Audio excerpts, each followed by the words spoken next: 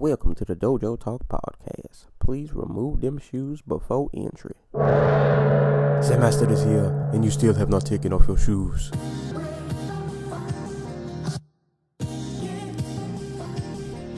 Yeah.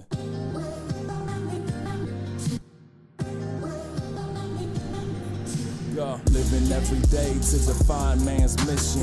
Looking to the sky for divine transmission. Deaf man's vision makes the blind man listen. Eyes on the prize, this is blind ambition. Thank you. Welcome to another edition of the Dojo Talk Podcast. It is episode number 72. It is a gloomy, rainy Sunday morning on the East Coast, at least where I'm at. I'm back with my co-host, the Anti-Cool. What's going on, man? Not much. Yeah, typical Sunday. Real quick before we get started, because I just saw this. I saw it last night, but I didn't watch it until this morning. In the spirit of celebrity matches, I saw something yesterday. This didn't happen in the U.S., but there was another celebrity MMA fight that took place. I don't know if you saw this. So this gentleman's name is Randy Pangalila. I don't know if I'm saying that right. He is from Indonesia. I think he's like an actor, and he's in like a band. I think he is famous for acting on like a soap opera or something like that. He fought somebody named Fajar Ebel, who I think is also an Indonesian rapper. It's always rappers. Oh, and I mean, in the spirit of hip hop, the rapper lost. Not only did he lose, he got floored. Like, it was bad. It was bad. If I was to guess, I'm gonna guess and say Mr. Soap Opera guy has definitely trained before. And I don't know about Fajar, but This is just like the Popek monster getting beat up by Puds. Oh man, this should have put Pudge as an alternate in the Bellator tournament somehow. I mean, he probably has just as good a chance of winning. But shout outs to soap opera actor Randy Pangalila for it was a really brutal KO actually, like stone cold, knocked out stiff, soul left his body. If you guys. I think it is on YouTube. The promotion is called One Pride.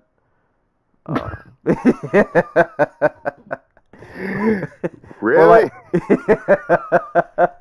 Well, like I don't know because it says One Pride and then it says Pro Never Quit. So I don't know if that's all one thing or if like Pro Never Quit is like the name of the event. But just YouTube One Pride Pro Never Quit.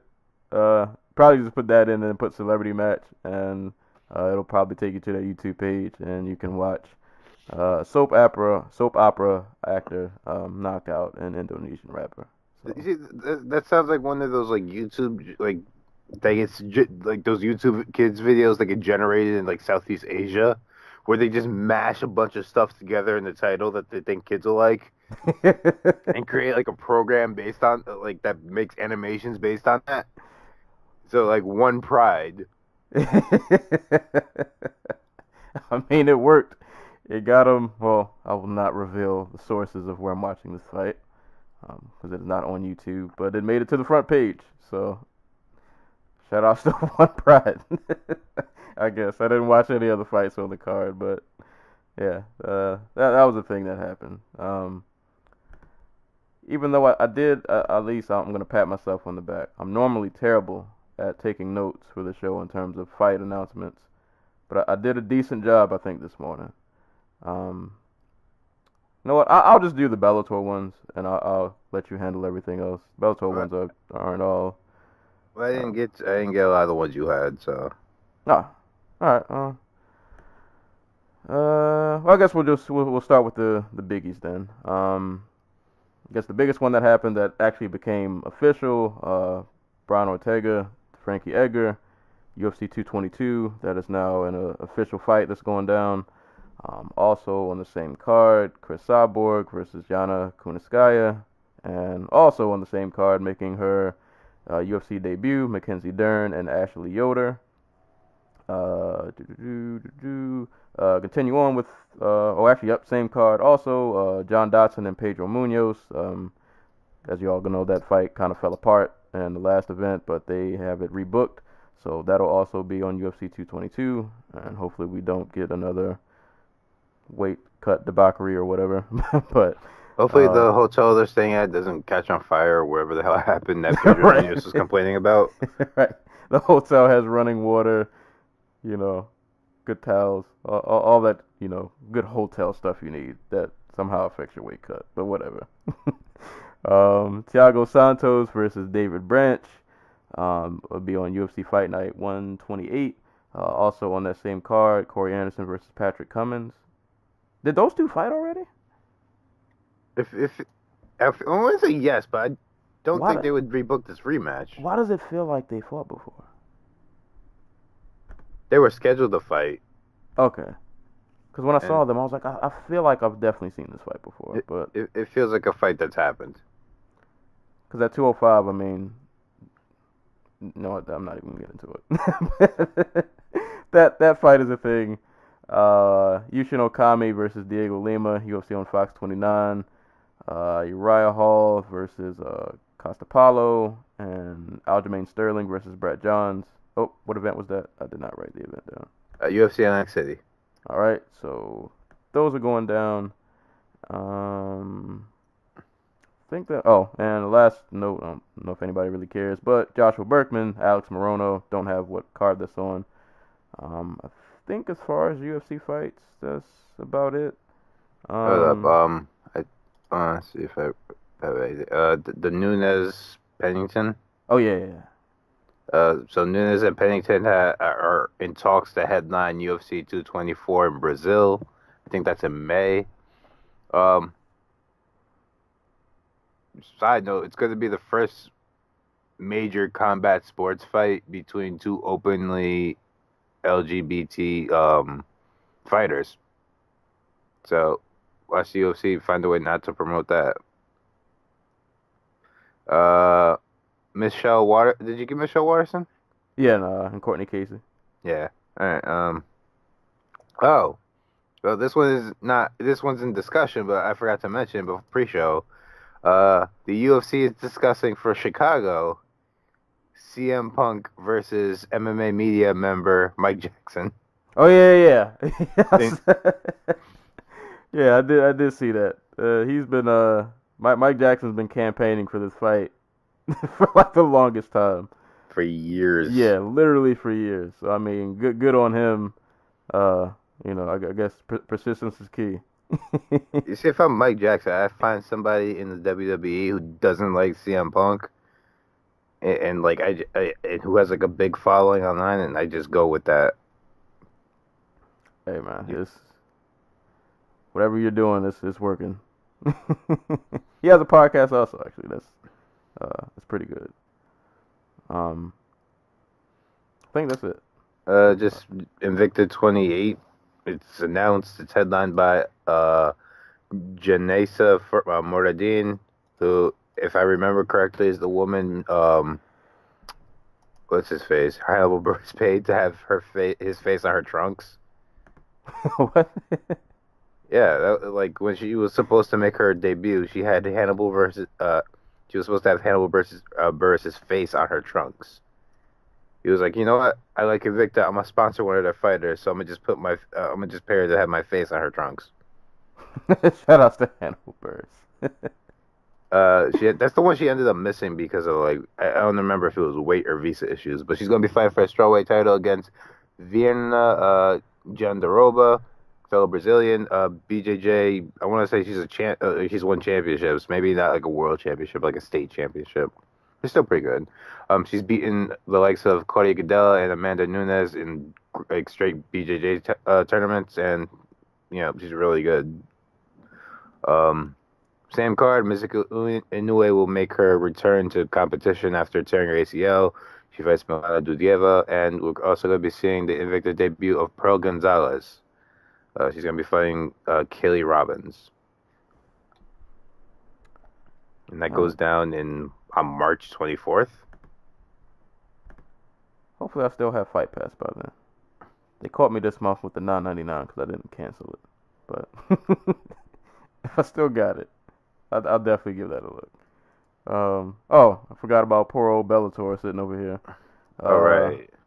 I didn't write when any of these fights are really happening, but AJ McKee versus Justin Lawrence. That is the co-headliner for the Primus Chandler 2 fight. That's on April 13th. I don't remember the number of the event, though. I don't know why I thought that was this month. All right. Little Baby Slice, Kimbo Slice's son, will be back. Actually, I did write this one down. Bellator 197. He will be fighting Devon. I want to say Devin it's the same card. Probably. I feel like that would make sense, especially like to get him some visibility. So Baby Slice versus Devin Brock. Kendall Grove was released from Bellator after dropping, I think he dropped a split decision to AJ Matthews. And I think that's it. I don't have anything else. Yes, yeah. Oh no. Well, I didn't write it down. The Lomachenko fight. Oh, right. Vasily Lomachenko versus Jorge Linares is being targeted for May 12th, according to Bob Arum. That means we get the WBSS cruiserweight final between Usyk and Briedis, Canelo, Golovkin 2, and a Lomachenko fight versus a very good opponent, Linares, all within like 2 weeks of each other. Lots of violence coming this summer. Well, this spring going into the summer. I guess real quick before we get on to the fights, how do you feel about the Cyborg and Kunitskaya matchup? It's amazing how Chris Cyborg has found a way to continue the fight bantamweights, despite the fact that they made the featherweight division for her. So there's that. But like it's fine. I mean, it's fine in the respect that they needed a fight to headline UFC 222, or otherwise it was probably going to get canceled. Because they weren't going to make their money back. They were going to lose, like, even if you move it to like a fight night, you're going to lose money on that. Like, this guy's not going to win. No, probably not. But maybe she goes to like the second or third round. Hell, she could go the distance for all I know. I don't know. I'm wondering why they haven't pulled the trigger on the Megan Anderson fight yet. I think they want to get Megan Anderson a fight in the US because like she, well, perfect timing. We're seeing more and more Aussie talent find their way into the top 10 or like get some hype behind them. Maybe they have like plans for her. Maybe they really want her like in a fight. Or maybe they're just angry that she pulled out of that first fight. Who knows? I feel like it can't. As many bantamweights that are just jumping to featherweight. I feel like it's not even a stretch to just find her a bantamweight who's willing to jump up and just give her a fight. If you want to give her like a tune-up before she fights Cyborg, just to like build some hype. Or you could do the sensible thing and build the damn division around them. That is true. Like there are. You don't have to go out and sign like 20 featherweights, but you could go out and sign like 4 or 5. And I get that Bellator has like 7 of the top 10 featherweights in the world on roster right now. But like, come on, there's no like. Pam Sorensen's out there. She's doing her thing. Like, what's her name? Gisette Cotton. Is she fighting at 145 or is she still like at 185? Yeah, I'm not sure. Yeah, but you're right. Every time I see a UFC signing like article, it's never there's never any featherweights in terms of women on there like at all. Yeah, like there are people out there for these women to fight. It's just that the UFC is not budging on the fact that they take it to one woman division. And honestly, I think they're just getting, I think they would prefer Anderson in Cyborg's position, because Anderson's like strangely like a draw. I don't want to say a draw, but like She was voted the most popular fighter in Invicta, like after she won 2 fights, I think, or she had 2 fights and lost the first one to Cindy Dandois. So she's oddly popular. I'm actually looking at an article now of the current best featherweight. So this is on what site I'm on? Tapology. And yeah, let's see their top five. We'll see. Two of their top five aren't even featherweights really. Cyborg 1, Julia Budd 2, Megan Anderson 3. Well, didn't Holly Holm say she was gonna stay at featherweight? Did Or she? or like I she. I feel like she. Oh, not maybe not stay, but like she would take another fight at featherweight. But they got her ranked at 4. Jermaine Durandeby is at 5, and then right outside the top 5, you got Charmaine Tweet and Alexis Dufresne. They should kick Jermaine all the way off this list.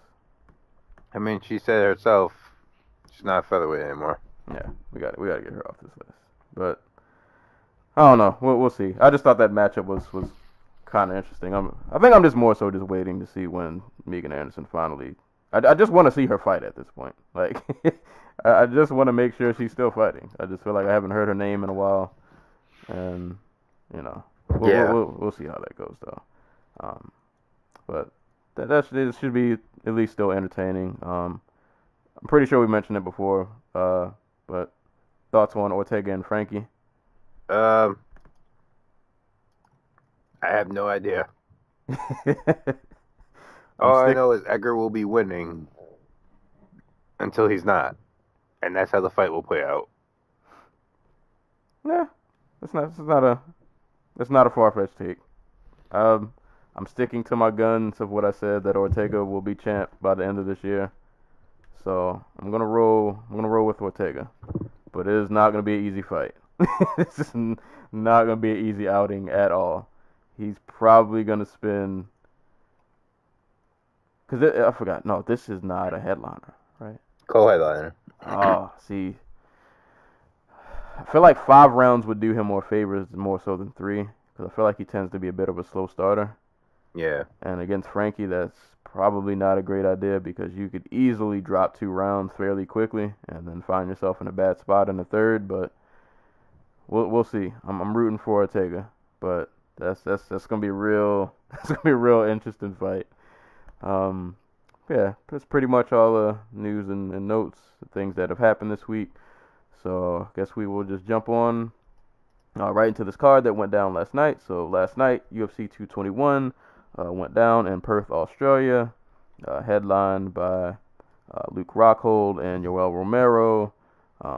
So quick background for the main event. Yoel Romero missed weight by, I think 3 pounds? Something like that. He missed weight by like 2 pounds, like 2.7 pounds. And I'm willing to give him a little pass on that because, he got this fight on 4 weeks' notice. Yeah. So, yeah, he weighed in at 187.7. And despite being the most athletic man ever put on this earth, he's still 40 years old. So, stipulations were basically if Rockhold wins, he gets the interim belt. Romero wins, he doesn't get a belt, but he gets a win. Yeah, he gets a win, and boy, did he get one. Yeah, well, we should probably mention how the fight ends. Yeah. Well, I was gonna say at first, like watching this fight was kind of interesting. Like, I felt like the longer this fight went on, I was trying to figure out. I was like, what's Rockhold's game plan gonna be in this fight? Like, what's the end game here? Because I mean, I thought he did really good. First, I thought it was good that it was kind of like a real tactical fight. Like, and I guess that was kind of to be expected because, Romero's not a guy you just want to go guns blazing against because you might get put to sleep.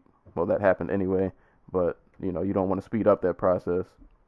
And on Rockhold's end, I mean, if the dude catches you with one of those body kicks, he'll probably fold. If he gets you on the ground, he'll probably submit you. So it was good to see it like a tactical fight. I thought Luke was doing good with the jab that he was doing. He didn't do it enough, I thought, but the times that he did it, being how like long and rangy he is, I thought it was good. But it just seemed like he was really content with like I'll pop a few jabs out. I'll land some leg kicks, and I mean the leg kicks definitely did damage, as evidence of pretty much after the fight was over, Romero was like instantly limping. Um, but I don't know, it just seemed like he was kind of content on kind of just I'm gonna stay at this range where I can just kind of jab you. I'll work some leg kicks, try to get out of the way of your shots, and maybe just cruise my way to a decision. I guess I don't. I guess that's what the game plan was. But yeah, man, Romero starting in that second round had just these random violent spurts of explosion, and like every time he exploded, I was like, oh, it's about to be over. It's about to be over. And I mean, good on Rockhold. He survived that first explosion, even though he ate some right hands and a lot of power shots for his troubles. Um, but yeah, I don't know. Like when I was seeing those explosions, I was like, I think Romero can end this at any moment. He just needs to land a clean shot or maybe get like 2-3 consecutive ones in. And Rockhold was just kind of, I don't know, he was kind of playing it cool. And then third round comes, and my God, yeah, Romero paws out with the right, blast Luke with the left. And I pointed this out to my friend yesterday. Like when Rockhold fell, like his hand didn't even like break the fall. Like when he fell, his head just like bounced off of the canvas. And then as he's trying to like just sit back up, he gets blasted with another left in his head. That was like Hendo Bisbing levels of goddamn. Right. Like, that punch just didn't even. I mean, and it's not his fault. You fight until the ref, tells you to stop. But my God, like you didn't have to punch him that hard. Like that man has a family and people that care about him. You didn't have to punch that man that hard. Like but that. My God, the Air Asia pillar that he was up against probably has the back of Rockhold's head, like right, just dented in it. Yeah, that was oof. Yeah, not a good way to go out. Romero won in emphatic fashion, to say the least. And after he brutally KOs the man, then he runs up and kisses him on the cheek and tells him he loves him. And Rockhold has this look. My favorite part of the whole thing is him saying God has a plan for everything after describing like how freaking Robert Whittaker has like a flesh, not even just a flesh-eating virus, like an organ-eating virus in him. And he's like, it was God's plan. And I know he meant no malfeasance by it, but still, it was funny. Oh, man. He's a superhero. Romero's like Romero is the most Cuban man that ever lived. Oh man, yeah.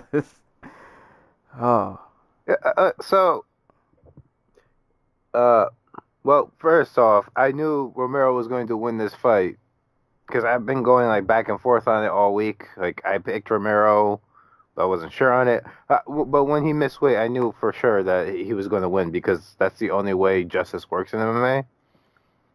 Where like the guy Romero, who there is not one Romero fight in the UFC without shenanigans. Whether he's grabbing inside the gloves or shitting himself, because those are things that happened. Hold on, when did he drop a load? What fight was that? Was that the Brunson fight? But yeah, he shot himself. It was one of his early UFC fights.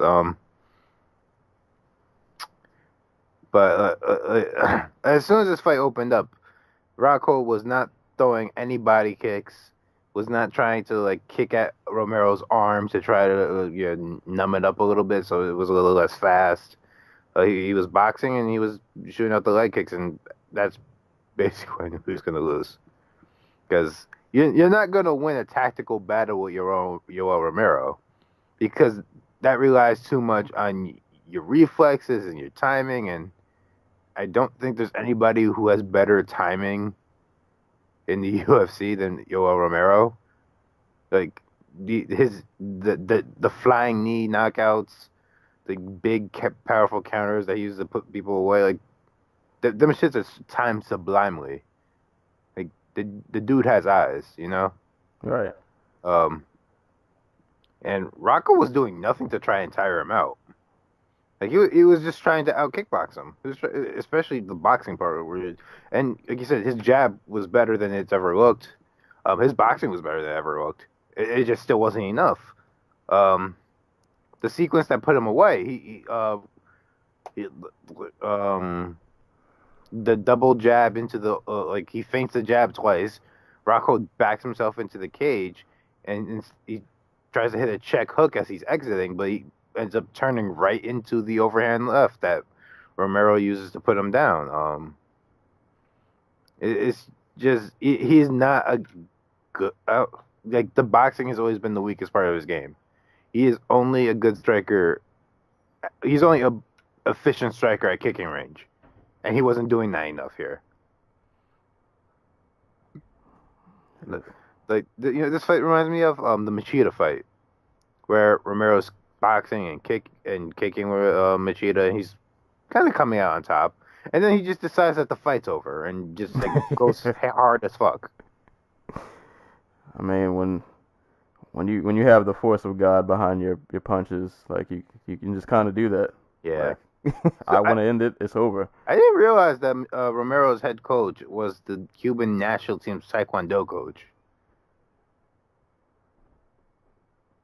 So that explains a little bit.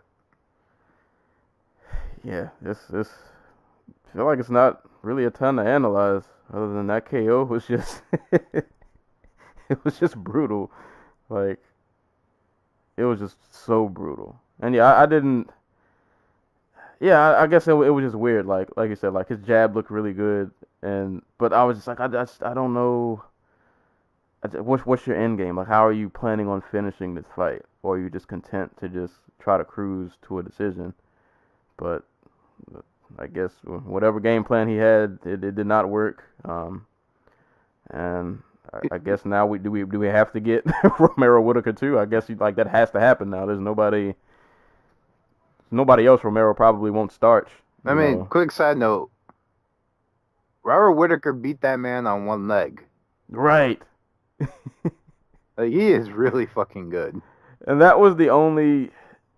Not that I didn't really have a horse in this fight, so to speak, but I think that was the only reason I kind of, sort of, maybe wanted Rockhold to win, just so Whitaker could fight somebody that he hadn't fought already. But yeah, like as great as Romero looked, Whitaker beat him on one leg, pretty easily. I would even dare to say. It was like, I think it was scored like 48-47 Whitaker across the board. I'd say considering he had one leg. Yeah, like, no. I'd really like to see what Whitaker could do with two legs. Right. So, yeah, that kind of just speaks to how good. That speaks to how good Whitaker is. That as much of a superhero as Romero is, Whitaker managed to beat him with one leg. But hey, I'm rewatching the fight in the background right now, and where are the teeps? Like, where's the things that's going to keep distance on Romero? He has the jab going for him, but he doesn't really have a left hand. And see, I was also wondering with this fight too. I don't know, just a thought. Maybe he didn't. Was he afraid to get taken down? Was that maybe why he wasn't throwing body kicks? He didn't want to get anything caught and have the 40-year-old superhero on top of you. I can't remember who it was, but someone at Tumblr mentioned that it might be because this was a southpaw versus southpaw thing, and I'm having trouble remembering when was the last time Rockhold fought somebody who wasn't an orthodox fighter. Is Vitor left-handed? No. I'm trying to because he didn't have the open body kicks like he did against Weidman, where he would literally he would just kick Weidman to like the right side of his body, even when it wasn't landing on the body, he was landing to the arm and just like completely tiring him out. All right. So I'm wondering if that's a big part of it, where like Rockhold really just didn't have easy access to the body. Like, because I don't think Rockhold would be afraid of getting taken down. Because in the process, he's probably going to be hitting, like trying to hit a scramble, and that's where he's the best. All right. But yeah. We'll never know. we will never know. Romero made sure that there were no there's nothing else to question. It was that was it. he is the second best fighter in this division. Yep, clearly. And one of the best fighters on the planet. Clearly. So we'll see what happens with Romero. Well, not see. I guess. Well, I hope Whitaker's doing good. I haven't seen any like updates lately on how his health has been, but hopefully he's getting better, because I guess at this point that's literally like the only title fight that even makes sense. He was back in the gym last week, or yeah, like he posted like a little photo of him like hitting the pads. Yeah, that's good. That's progress. So, I mean, I imagine it was like a really light session. yeah, I'm pretty sure he can't even go like he won't be able to probably go close to 100% for a while. 'Cause, yeah, his injury, if you even want to call it that, was like really serious, like literally like life or death. But what does Rockhold do next? 205. Yeah, Like, yeah, I was like the only tough fights, like Uzdemir's a tough fight for him. Gus is a tough fight for him. Gus is probably like an insurmountable fight for him. Like he's not beating Gus unless Gus is not healthy anymore, and all the snap is gone in his punches, and but it was just his shoulder, and like he's always whatever. But like a healthy Gus is a bad matchup for him. Maybe a healthy Uzdemir is a bad matchup for him. Maybe like Jimmy Manuwa's a tough matchup for him. But like I don't think Manua and Uzdemir are guys he couldn't beat. all right. And the big thing with Rockhold is besides like if you've seen him like give interviews after a weight cut, they're always terrible. Like he sounds like he's not even there. Yeah, Like, see, and I had this discussion last night with my friend too. I was like, I feel like kind of same thing you said. Like, I'm not saying at 205 he'll like instantly become champ, but I don't see any reason why he can't hang with the top guys there. And him not having to make that weight cut, it might be a situation maybe like similar to Dos Anjos, like he goes up to welterweight where he's not punishing his body so much to make weight, and he's just like completely rejuvenated. maybe he takes a punch a little better. Right. Like, he still could have his best days ahead of him. I would argue the same for Wadman, that if he went to 205, I'm pretty sure he would shoot up there. Like, he'd probably be able to hang with those top guys. But I think they both definitely beat top 5 fighters. Like if Rocco was at 205 right now, at worst he'd be like the number 3 fighter in the division. all right. Not counting Jones, who knows where and when he comes back. But I mean, and 205 is only getting older. So, like, yeah, now is the time to strike. When all of the old men are just up there, you can strike now. But yeah, I would like to see how Rockhold would look at 205. I think that would be a good look for him. and one of the things that I want to that would interest me most is he wouldn't be this ridiculously tall. I mean, he'd be the same height, obviously, but like he'd be a little bit more. The guys would be slower, and he'd be a little bit more in line with like the physiology when it comes to wrestling. Because like Right. the thing that's holding him back because Luke Rockhold is not a striker. His best skill set, besides kicking, I guess, is even including his kicking game, it would be his grappling. He is a ferocious topside grappler. When he gets on top of you, he is ridiculously hard to get off. He has some of the most vicious ground and pound in like the sport. He's a very nasty finisher from there. And the big part of it, he struggles getting fights to the ground. Like that's not like with his build, it's so hard to go in with these like guys who are 3 or 4 inches shorter than him and have to shoot like a double leg. All right. Like I don't think people realize how weird it is that John Jones is a double leg guy, despite being like 6'6" and having like 7 inches of like height advantage on most of his opponents.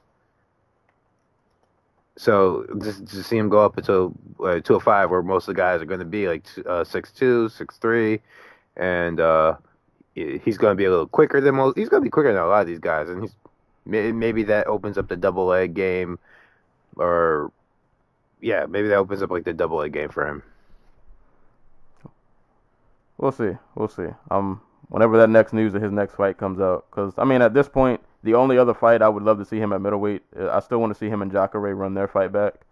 But yeah, like other than that, I don't feel like there's nothing left else at middleweight, unless him and Bisping want to close the trilogy for Bisping's retirement fight. But yeah, man, go up to 205. Go beat up on those guys up there. I mean, even if they want to run it back one more time, I say go do that at 205, because Bisping's another dude who was talking about years ago, like 205 is imminent.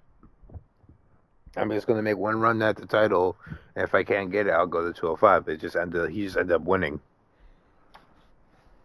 Well, luckily for him, at least for Rockhold, you've got options, and he'll still be around for a while. I'm pretty sure he'll always be like a top guy. So we'll see what goes on with that. But shout outs to Romero, easily the most vicious KO on this card. Yeah, definitely go check that out if you guys missed that. On to the co-main event, Curtis Blades and Mark Hunt. I got to give a lot of props to Curtis Blades. Somebody else pointed this out on Twitter. Curtis Blades has taken shots from Ngannou and Mark Hunt, and he has lived to tell about both incidents. Albeit he lost to Ngannou, but just living through an Ngannou fight is kind of a moral victory in and of itself. But this fight with Mark Hunt, I know a lot of people were pissed. At least I saw people were kind of pissed at Blades' performance. I'm not gonna complain. He did what I think any person with a brain would have done. In the first round, he felt that right hand more than once. He got forgot, did Hunt slip that first punch, and then I think he slipped it, and then he threw the right or left. It was the same time counter. Yeah. The one that floored him, yeah. Yeah, rocked him, and he caught him with a right that stumbled him. I think he stumbled him twice, 3. He rocked him a bunch of times in that first.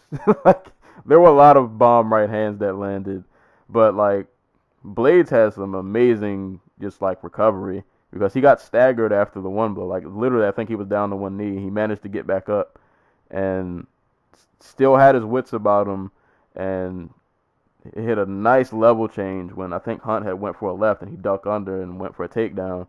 And that was kind of the story of the rest of the fight. Like literally after he felt that power, he just he just got the wrestling going. And I was amazed at like how strong Blades is, because it wasn't just like takedowns. Like he was lifting Mark Hunt off of the ground and slamming him. Yeah. Like repeatedly, like more than once, he lifted Hunt off of the ground and slammed it and just like dropped him.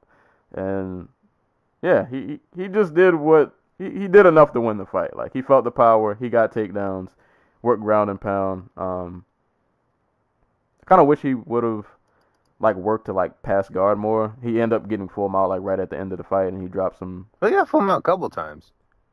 I think he was just worried that Hunt was going to get up, and because he's just a little round ball of muscle. Right. So, yeah, any way he rolls, he's bouncing to like he's so freaking strong with his ability to get up. His legs are always under him because they're so short.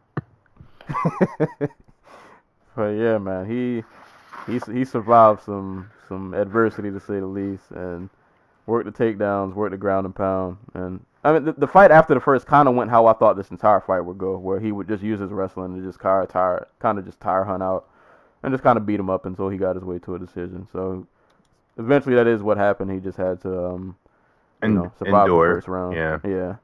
But Real I quick, thought Hunt still looked good though. Hunt looked fine. He looked like Hunt. Yeah. I mean, like Hunt got a lot of credit for improving his takedown defense since that McCorkle fight.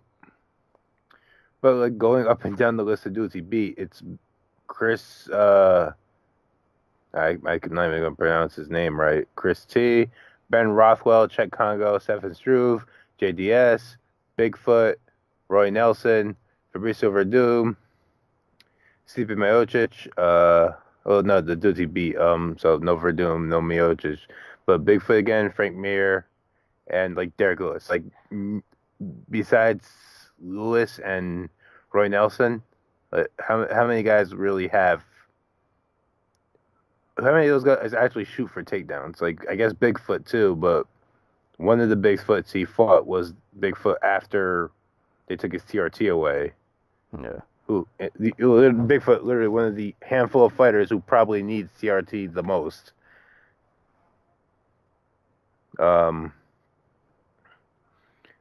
This just seems like we thought Blades would be like. My thought was Blades might be a little too green, and he might like get sucked into a kickboxing match with him. But at no point did I think it was like a bad matchup for him. Like this was always a sneaky bad fight for Hunt. Because Blades can go 15 minutes. He can take a shot, as we've seen, and he is a damn good wrestler. He can get to show it against what's his name, Omalanchuk.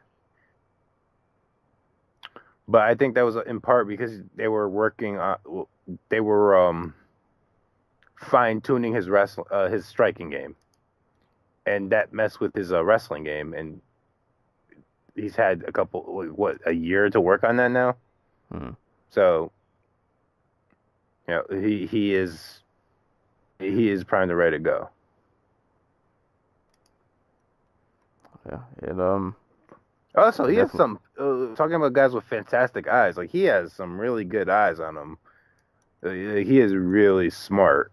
Did that first takedown he hit after he got hurt, where he ducks under Hunt's left hook and just grabs his waist and tosses him to the ground. That is some great stuff. yeah, see, when he landed that, I was like, he's probably gonna win this fight, because at that point he had taken like, it's kind of like it's most punishment you're gonna take from Mark Hunt aside from just being flat out KO'd. I was like, if he can survive that, then he's probably okay for the rest of this fight. Yeah. Like and none of his very few of his takedowns were just like, I'm going to muscle you around. Even when, and it drives me crazy when they call them takedowns because they're not. They're they're mat returns. Like when Hunt was getting back up, and he was just kind of tossing him back down to the ground. He wasn't just muscling it. He had proper position on his waist. He had at one point he had his one arm trapped behind his back, and Right. he used that to drag him back down to the ground. So that was pretty neat. Yeah, I still. Oh, I guess because I was wondering where he goes next, and I still feel like he has a bit more ways to go. I would like to see him. I mean, he's start already to, a like, top 5 guy. Yeah. I guess like I would like to see him like start to like finish guys, but I mean, albeit you're fighting Mark Hunt, you know, it's not, you know, the easiest outing. In all fairness, he's only not finished like 2 guys in the UFC, and that's Mark Hunt and Omalanchuk. I guess it's not bad. Like, if this fight was 5 rounds, Hunt would have been stopped. This was not quite Stipe Hunt levels, but like it was going in that direction. It wasn't going to get any easier for Hunt. Yeah, especially at the end of the third. Like had that win another round, then he would have been able to get like mount again. Yeah, probably would have been bad. But yeah, like you said, being a smart fighter at heavyweight can take you pretty far. Yeah. Obviously, it's gotten him this far. Yeah, and with that wrestling, I don't know how many people are really like. There's not a lot of people that are going to be able to stop that. Especially now that I saw him lift Hunt off of the ground. I don't know a lot of guys that are going to be able to, you know, if he can lift Hunt off the ground, I'm pretty sure he can get most guys in heavyweight off the ground. Yeah. And probably do the same thing to him. But You like the Yeah. the only thing is like you can't. I don't want to see him fight Verdum or Reem again or Miocic because, and thank God that the Cormier fight is booked because they probably would have done Blades Miocic. I don't want to see him fight any of those dudes because he's still not ready for them. yeah, and that's what I was saying. Like I mean, it's kind of not his fault. Like at heavyweight, if you, it's kind of just one of those divisions. Like you just kind of get shot out the rankings because there's not a whole lot really going on. So you can kind of shoot up really fast if you can get any kind of momentum going. But yeah, I don't think he's ready for like a Stipe or Overeem or even a Verdum yet either. But like at this point, it's like who else do you give him? Like I don't know. Do we want to see Blades and Struve or like? I'd be down for Blades, the winner of Arlovsky Struve or what's the other one? Lewis. What who's Lewis from Tiber? I'd be down for that because like and Blades started his career after Ngannou. He started fighting professionally in 2014, and that's back when he was in a UFC gym. All right. Like now he's at Elevation Top Team, and he's got a really good crew of people around him, helping him get better. But for like elite title contention status, like he is not ready. Yeah, I wouldn't mind seeing him and Derek Lewis if Derek Lewis beats Tybura. But I'm pretty sure if he stays on the path he's on now, he'll probably find his way into a title shot pretty quickly. Like I said, at heavyweight in this day and age, you don't really got to do too much to shoot up. If you can get a few impressive wins in a row and look pretty good doing it, you'll find your way up there. Because at this point, Stipe starched everybody, and they're always going to be in need of a new face. So, yeah, man. Just I'll put this up. Like, he's 5-1 at heavyweight. Like at this point, like it's not. He got to feel like he's on a good run. But the thing is, he's also only had 11 fights. All right. The thing is, though, they can't. I feel like he's in one of those weird spots just because of his division. Like you want to ease him along, but then at the same time, Stipe has just starched everybody, and we don't want to watch 1,000 rematches. So it's kind of like the flyweight effect with DJ. Is like you just get a couple of wins, and we kind of have to give you a title shot because the champ is beating everybody already. So. But we'll see. I think he should at least, if they're gonna give him a title shot, let him fight at least like one more time. Yeah. And then you might, unfortunately, just because the way the makeup of that division is, he might just end up being thrust into a title shot before he's ready, just because of how that division is. But like you kind of can't deny his run at the same time. So, we'll see though. I know that he's gonna give some people some problems with that wrestling though. So shout outs to Curtis Blades. Still shout outs to Mark Hunt, who, even though he lost, I still thought he looked pretty good. And it kind of sucks he lost in front of his home crowd also, but he landed some bombs. He had some good moments. So shout outs to both of those dudes. Shout outs to Mark Hunt fighting in like Ryzen in 2019. Mark Hunt Crow Cop. I mean, maybe it's the fight that keeps Crow Cop around again. That's gonna be their New Year's card. That's gonna be the fight. That's happening. I mean, I watch it. I would definitely watch it. This next fight, Tai Tuivasa and Cyril Asker. I guess shout outs to Tuivasa because I complained about this fight being on the main card over Juicy Formiga and Ben Nguyen, which we'll get to later. I'm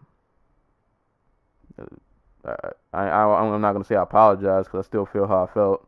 I still think Ben Nguyen and Juicy should have been on the main card, but Tuivasa made pretty quick work of this fight. So I got to give him props. Landing some pretty nasty elbows and some really hard shots. He's it's a big boy. Props to Asker for even like.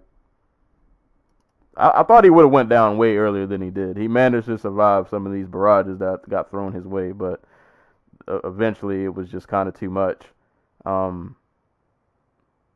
Was it me? Did he end with the elbow and just kind of fling him to the floor? Yeah.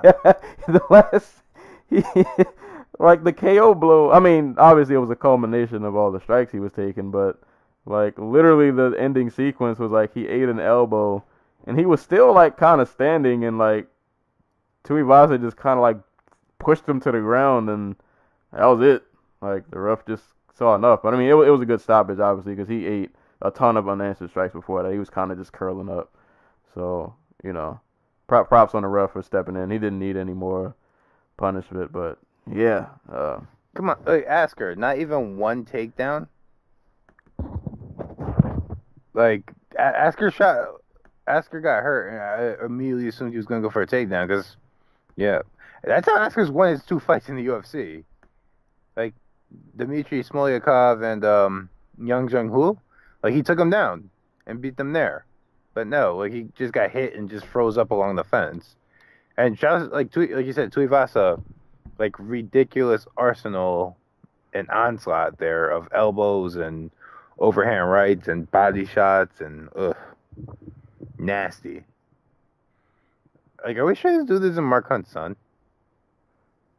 There's got to be some kind of... they're definitely of, like, similar ilk. Like, their fighting style... Well, maybe... Like, they're both just, like, stupid strong. Yeah, there's got to be... somewhere in the family tree, there's some intertwining going on. They seem like they're of, like, that same bloodline. That, and they're just, like, super casual about it. Right.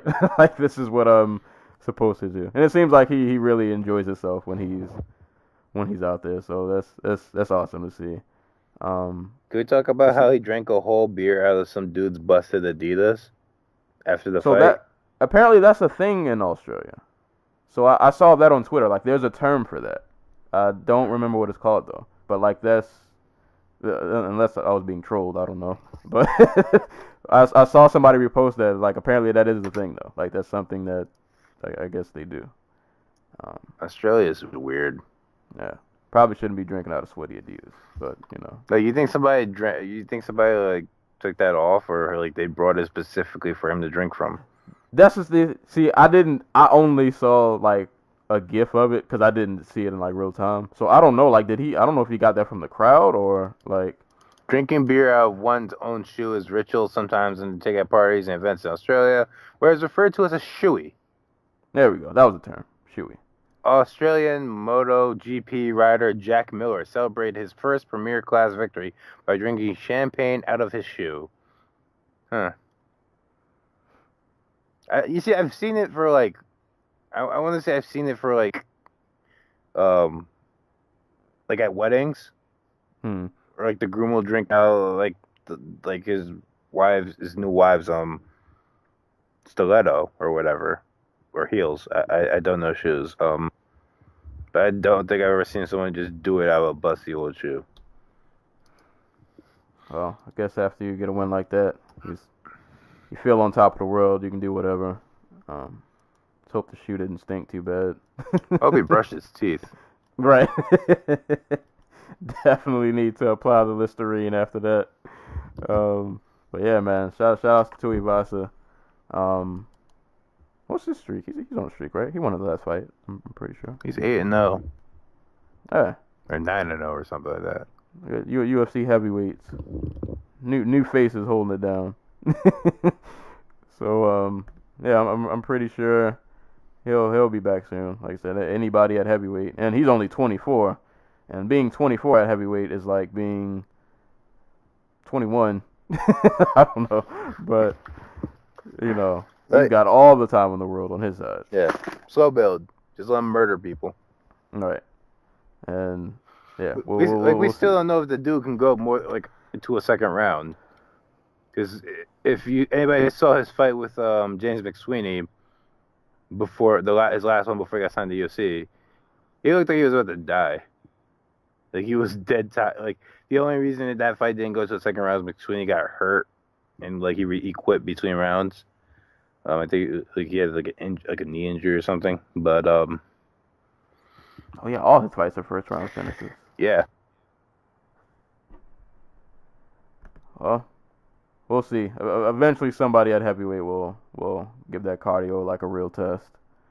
But yeah, hopefully they slowly bring him along. But if he keeps killing people like this, we'll probably be seeing a lot more of him sometime soon. So shout out to Tuivasa for the vicious finish and push down KO. Next fight, Jake Matthews and Li Jingliang. This one hurt. It was a real interesting. It was an interesting fight. There were some moments. I mean, really good performance. I thought really gutsy performance from Matthews. This was just one of those like, just kind of grueling, violent fights. This is a fight that if this was the Jake Matthews who fought at lightweight, he would have lost like bad. Yeah, I was looking at his frame. I was like, how did you even make 155? Because he is significant. He was significantly like larger than Jing Liang. Yeah, I mean, and good on Matthews, man. He managed to rock Jing Liang a couple times. I think he rocked him right at the end of the first. Did he drop him in the second or the third? I can't remember. He dropped him a couple times. Like one was just like that laser right hand where he literally just threw his entire body behind it, and he ended up sailing past Jing Liang while he was like throwing. So I don't remember if that was the second or third though. Yeah, he dropped him a few times. I mean, a lot of this fight was basically contested on the feet. Them just kind of going back and forth with shots. But yeah, Matthews was landing some of the harder ones that definitely rocked him. And then that nasty eye poke, man. That was a gouge. Yeah. He stuck his whole hand in his eye. That was a fatality. I guess for anybody who didn't see it. So I think this was after Matthews had rocked him. He went down for the guillotine. He had it in pretty tight for a second, and the Leech's defense to get out of the guillotine was to literally implant his fingers into Jake Matthews' eyes. And like it wasn't just like a poke, like he was digging like in his eyes. And the ref looked at him and was like, "Yeah, get your hand out of his eyes." But it's like, dude, at that point, like for as long as that went on, like you have to stop the fight and like you have to take a point away or something. I think his logic was if he gets it, like if I stop the fight so that he can like take a point away. Yeah, like that makes sense. That might mess up his. Yeah. But as soon as he got out the guillotine, he should have just stopped the fight anyway and took the point away. Yeah. Like, I'm finding it increasingly hard to hold it against fighters when they do shit like this because they don't ever get called on it, which means it's not against the rules. Like, that's what it just comes down to. Like, how am I going to be mad at Lin Jin Leon for gouging the shit out of this man's eye because it kept him in the fight? And, side note, I think he would have got out of it even if he just bridged with like his forearm or something. But still, yeah, it was vicious. But I mean, props to Jake Matthews. Like he didn't even like budge. Like he got his eyes gouged out. And he went back to his corner. They cleaned his eyes up. I think he said he still was like his vision was kind of blurry, but like he kind of just fought on like nothing happened. Yeah, like, he never complained about it or anything. Like he just went on about his business. So and came back, landed more shots, did what he had to do, and just a really really gutsy win for him. And I think they said he's 2-0. At 170. Yeah, he beat Bojan Veličković. There we go. So yeah, I would say with somebody in his frame, probably should just stay at 170. I feel like that his frame is probably more suited for that division. So, and not. they meant I did not know this, but I heard it this week. I was listening to a show about like previews for this card. Apparently, Jake Matthews had his like hip bone shaved before his last fight. I don't know what for, but like they shaved off like bits of his hip. Jesus. Yeah, which Is that for? How does that work? I have no idea, but I imagine that is probably why he looked not great against Boyan, and why I'm curious if that's something that affected him when he was at lightweight. I mean, I would imagine if you get parts of anything shaved off, like, yeah, or bone like that, yeah, that has to be some kind of like detriment. There's just no way that feels good. Yeah. But hey, he looked great in this fight. I'm pretty sure he'll stay at 170 after this. But real entertaining fight. Hope Jing Liang isn't. Hope he doesn't gouge any more eyes out. That was pretty nasty to watch in the replay. Like it literally looked like a fatality was about to happen. But yeah, that was a real awesome, entertaining scrap. So shout out to Jake Matthews for pulling out that real gutsy W. And the last fight on the main card, boy, was this finish beautiful. Tyson Pedro and all right, I'm gonna butcher his name. Safarov, something along those lines.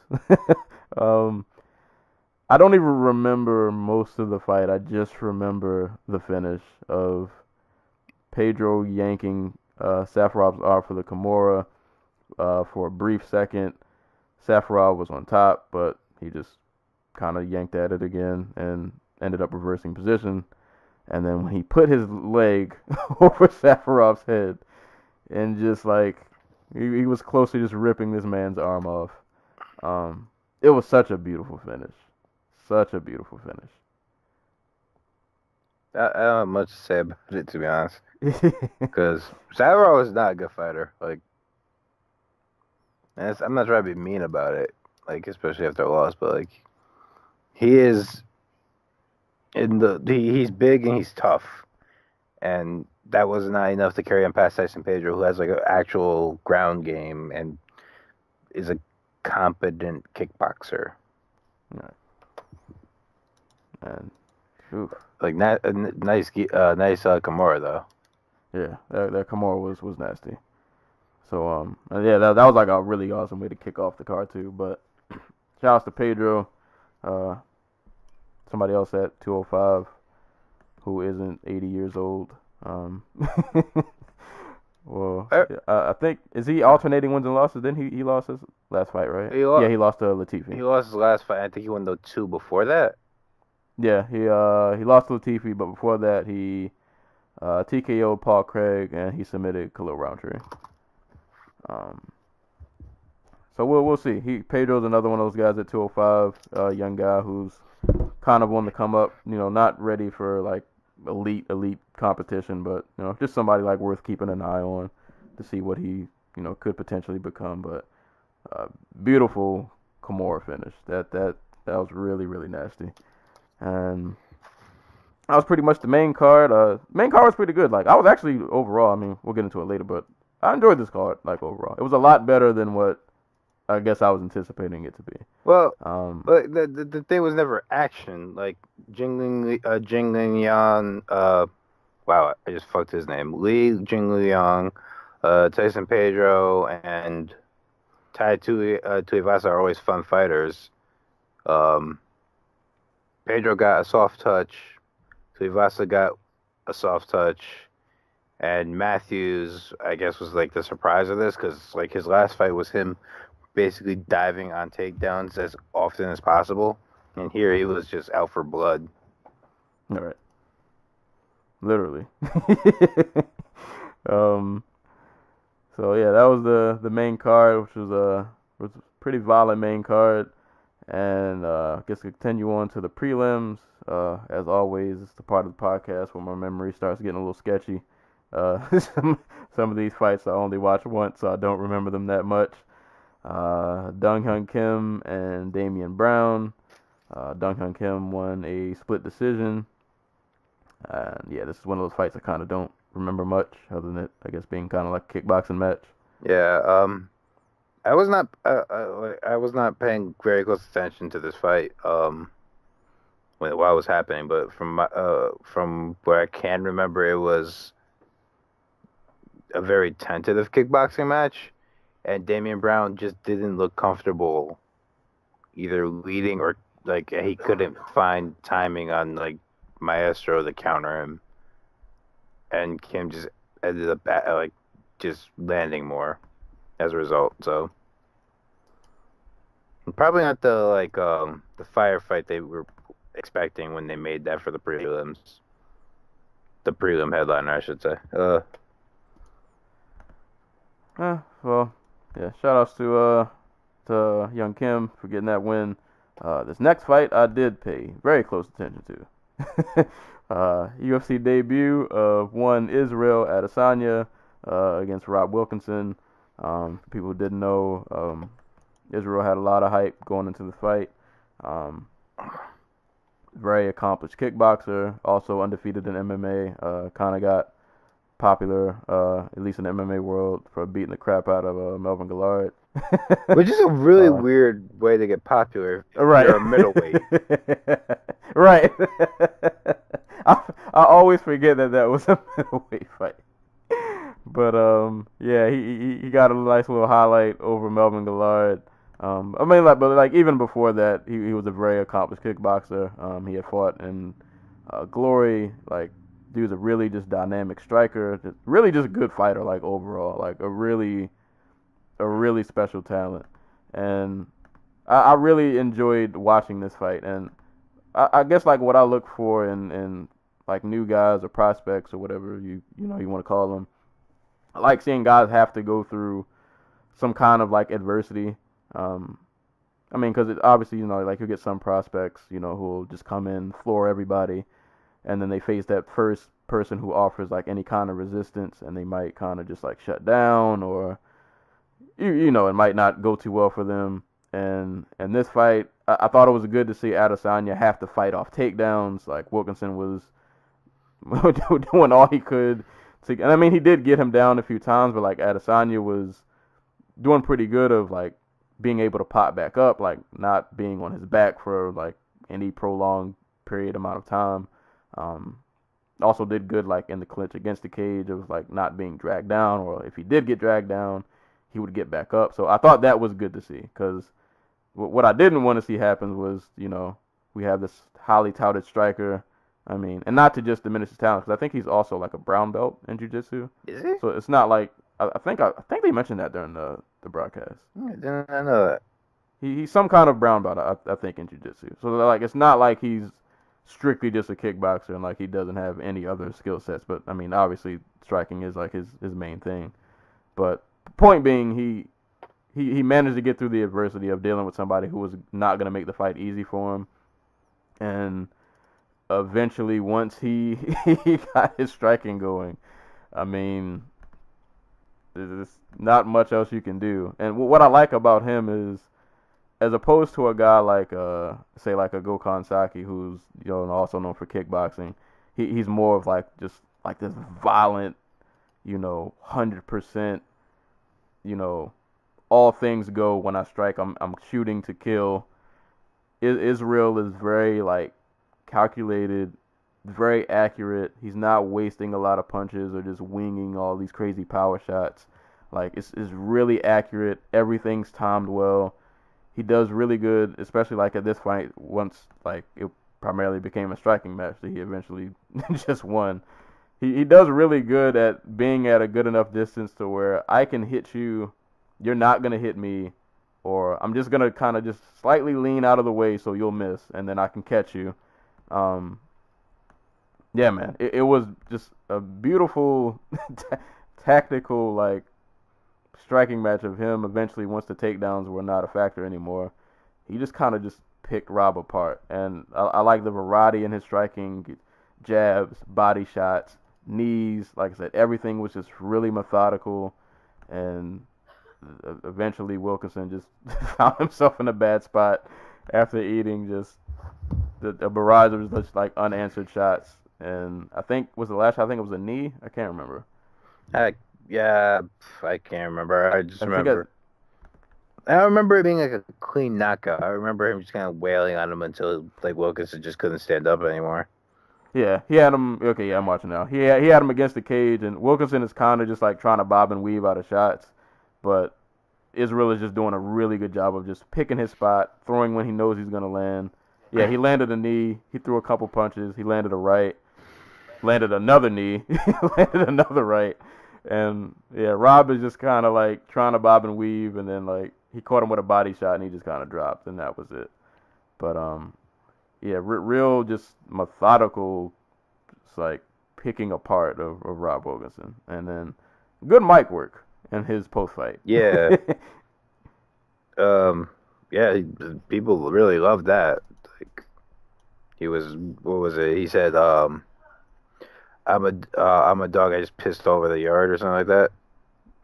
That and he was like, I see you guys like creeping on my Instagram. Like I know you guys are paying attention to me, but when you see me in public, you act like you don't know me. It's like you guys know me now. So yeah, man. Shout out to Israel for getting his debut win.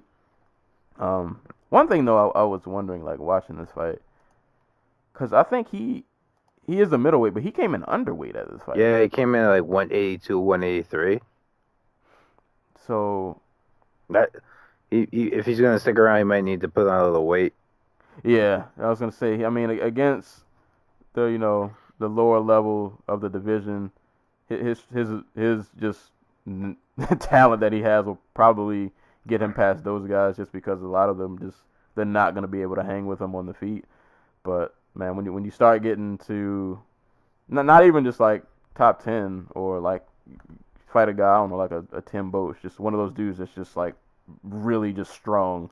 Yeah. Who can kind of just muscle you around. Like his frame might become a problem because those guys are probably just going to be so much stronger than he is. And I mean, technique can get you far, but some of those guys like up there, like they can take a punch, so they might be able to eat his strikes, and he might not be able to get up so easy like he could against Wilkinson. So yeah, he might want to, I don't know, put on some muscle, but either way, impressive debut, and I enjoyed what I saw, and I hope they slow track him. I don't want him to just like no wrestlers, like just straight up give him kickboxers, like give him really crappy middleweight kickboxers, because even the adjustment from, and he's had plenty of time for this. Like this is what his 11th, 10th fight in MMA, but still, it's different. Kickboxing and MMA are different. And obviously, but like in terms of distance and like, one of the things that worried me about Gokhan Saki is like with kickboxing, it's very your turn, my turn. It's very like range, energy, timing, and just like the length of the round are all different. And again, Adesanya has experience with that, but like again, his best win before this was Melvin Gillard, who, well, his best days are like 10 years behind him, and is also a lightweight. So, like, what does that really tell us? Right. And it is for his credit, his defensive wrestling was actually on point. Like, strong wizards. At one point, Wilkinson managed to grab his leg on a kick, and Adesanya proceeded to hop across the ring and somersault out of a takedown, like launching Wilkinson over his body. Yeah. I do remember. Yeah, the mean roll. Shouts to Joey who pointed this out, but like the next step of Wilkinson's game should be making dudes pay for the takedown, Joanna Jędrzejczyk style, where like they shoot a takedown, they don't get it, he proceeds to hit them with like 3 or 4 mean elbows and then break. Yeah, it's, I'm looking through this division now to see who would you give him next. Either somebody who's debuting or somebody coming off a loss at the I saw him on you know how Sure Dog always does the matches to make afterwards. yeah. They suggested what's the guy's name? Alessio Di Chirico, the guy who need what's his name? Yeah. Bamboche. Bamboche. Maybe, I don't know. I'm trying to remember. Does did Jericho have a wrestling game? If I don't think he had it in that fight. yeah, Really, it really wasn't that fight. I don't think he did anything until like that knee landed. yeah, I feel like that fight was kind of uneventful. We didn't really see like what even his full arsenal is. yeah. You can do that fight. You can do oh God, Tim Williams is in the UFC. You can do that fight. You can do like one of these dudes at the bottom of the division. Like I don't know who Marcus Perez is. Gabriel Zangief Checo. Who? Who are these people? He is 10-2. Has he not fought in the UFC yet? They don't have I don't know who this guy is. His nickname is Zangief though. He's from Sao Paulo, Brazil. Apparently he's a wrestler though. All right, we don't want wrestlers, so sorry Zangief. We can't pick you. Yeah, anybody at the bottom of this division, basically. Darren Stewart, if he's still around, that's a good fight. I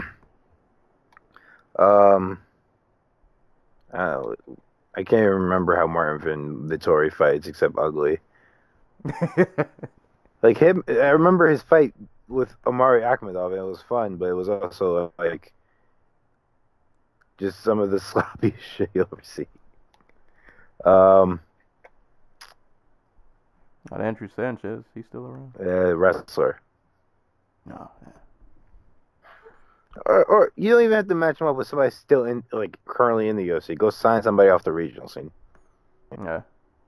Make him a punching bag. But yeah, man. Shout outs to Israel. Awesome debut. Oh God, I just started monsooning where I'm at. Hate the rain. But that fight was awesome. Next fight also ended in a finish. Alexander Volkanovski and Jeremy Kennedy. It's kind of funny to see like the height discrepancy in this fight and how it just didn't matter because Volkanovski just seemed so much stronger. Like this is really short, stout dude who just kind of just muscled Kennedy around and took him down and just beat him up until the ref decided the fight was over. Like, Volkanovski has some of the best ground and pound in MMA. Like, it's controlling, it's damaging, and it's spirit crushing. As we saw here, where Kennedy slowly had the fight beat out of him. And there wasn't much to his game. It was literally just back Kennedy up, who basically has zero striking game. And with his back to the fence, duck under, either grab the waist or grab a leg and just drag him down. Like, it's simple, it's clean, and he's strong as shit, so it's going to work. Right. Like, my one thing with Volkanovski at featherweight is he's really short. That's probably the only thing holding me back from being like, yo, this dude's a future title contender, but like, I'd be down to see him fight Bermudez. I'd be down to see him fight Elkins. I'd be down. Yeah, but I say he's 4-0. 4-0 in the UFC. Like, it's time for a top 15 dude, like Andre Fili, any one of those dudes. Like, let's just see it. You know what I'm saying? Yeah, I don't remember. I don't know if I've watched him fight before. I can't remember like how good his striking game is, but I know just at least in terms of strength, there aren't gonna be a lot of guys who can just kind of like push him off. Like, yeah, it's a big boy. It's a real big boy. Just a little short, stout tank running around, ground and pounding, just beating people up. So, but yeah, he's 4-0 at featherweight. Is Jimmy Hedges still in the UFC? Is he? They have him listed. I'm looking. His name is still here. I haven't seen Jimmy Hedges hasn't fought in like. Let me see. I want to say he's in Bellator. Or am I thinking Paul Sass? Yeah, I'm thinking Paul Sass. Hedges' last fight. Yeah, he hasn't fought. Oh, they have him still listed, but he hasn't fought since 2015. I liked Hedges too. Is he? I don't know. Is he suspended? I don't know. I'll have to look into that. I hate when fighters just like disappear and then like they disappear off of social media. Right. Like, I need the where are they now? we need answers to see where these people are. But I mean, he's still tweeting, but he's not tweeting anything about himself. Yeah. Maybe he's taking a long break. He'll come back and. I see pictures of a baby. Maybe that's why. Oh, yeah, that makes sense. He's being a family man. Can't be mad at that. I mean, I can. Oh. Put that kid down. Put those gloves back on. He'll be there when you get back. God. Right. He's a baby. He's not gonna move. Every time I see BJ Penn's face, I get disheartened. All right, let me get off this featherweight page. It's bringing up bad memories. But shout outs to Volkanovski. Definitely somebody to keep an eye on at featherweight. And rounding out at least the Fox Sports prelim cards. Oh boy, the fight I didn't want to rewatch. Juicy Formiga and Ben Nguyen. I know I spent some time hyping up Ben Nguyen. Actually, I had a discussion with my friend the other day. Shout out to my homie Davon. Because I don't think he really knew like who Ben Nguyen was. And I was like, yeah, man, he's a really dope flyweight. It's kind of like his big first, like probably like his biggest fight. But, he's really nice. If he can get this win, it'll be a good look. He could find himself in a title shot, probably not too far in the future. And that did not happen.